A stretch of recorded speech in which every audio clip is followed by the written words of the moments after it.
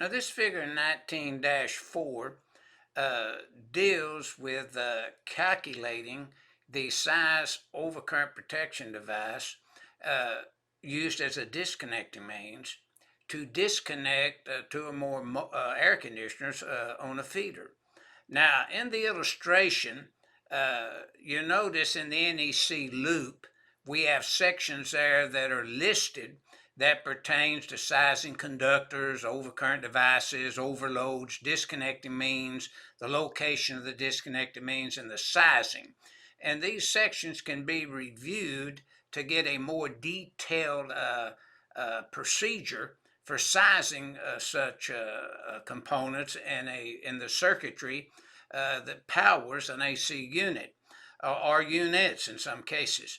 Now, notice in the illustration, we have the overcurrent device used as a disconnecting means in accordance with 440.12D as in dog.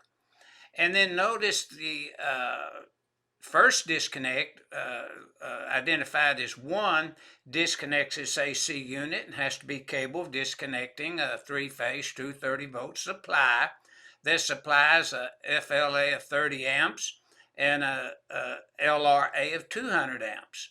And then the following disconnects 2 and 3, disconnects the running current, the FLA, as well as the lot rotor currents.